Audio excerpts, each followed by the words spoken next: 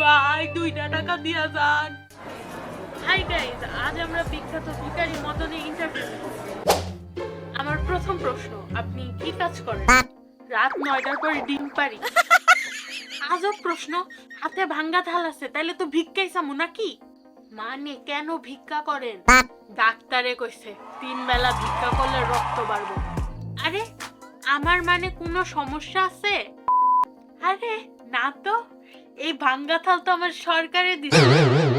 কেমন ডাজে লাগে, কিন্তু তোমার হাত পা তো ঠিকই আছে, তাইলে তুই ভাঙ্গা দে। না মানে আমার হাত পা যদি তোর ভালো না লাগে তাহলে তুই ভাঙ্গা দে নে। আরে হাত পা ঠিক হওয়ার পরেও কাজ করো না?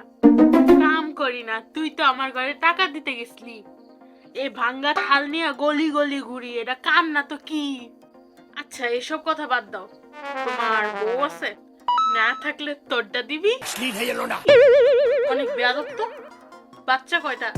9টা। 9টা? 9টা তোরটা চুরি করছি এমন করতেছস? আরে তোমার জানা দরকার, একটা হলেই ভালো হয়, 2টার পরে আর নয়। তুমি বলো, আমার তো প্রথম 2টা বুবা হইছিল। দূর তোরে তো। আরে কিছু দিয়া তো যা, 1 ঘন্টা ধরে মাথা খাইছো। স্যার আমি গতকাল থেকে কিছু খাইনি, আমাকে একটু সাহায্য করুন। ইয়াল্লাহ আল্লাহ, বালাগরের তো বেরি লাগতেছে, মনে হয় বিপদে পড়ছে, যা সাহায্য করি, আল্লাহ আমার সোয়াব দিব। মা আপনি কিছু খান নাই?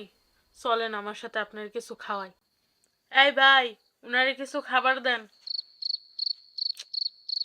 আরে উনারে কিছু শুনে না কেন? স্যার 5 স্টার রেস্টুরেন্টে এভাবে বললে কেউ শুনবে না। Waiter excuse me, 1 piece pizza, 1 piece burger আর একটা বিফ বিরিয়ানি আমাকে প্যাক করে দাও। Okay madam. কি কয় বেদি, কিছুই বুঝলাম না।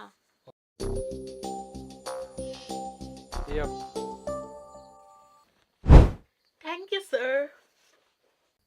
এটাই কয় শহর, আর শহরের ভিক্ষুক। আম্মা গো, আমারে কিছু খাইবার দেন গো আম্মা।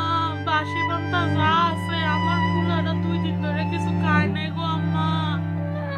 আই বাসি বান্তা তো নাই, যা আছে তা দিয়ে খাইলো। পুলাটা নিয়ে ঘুরতাছস। আম্মা গো, আপনারে আল্লাহ ভালো করবো গো আম্মা, তৃপ্তিটা বইরা খাইছি আম্মা। আপনার পোলাপান গো আল্লাহ রাজা আল্লাহ রাখবো। আচ্ছা ঠিক আছে, যা পুটলিটা মুড়ি দিয়ে দিছি, খাইস, বাচ্চারা নিয়ে না খেয়ে থাইস না, আর কিছু লাগলে আইস।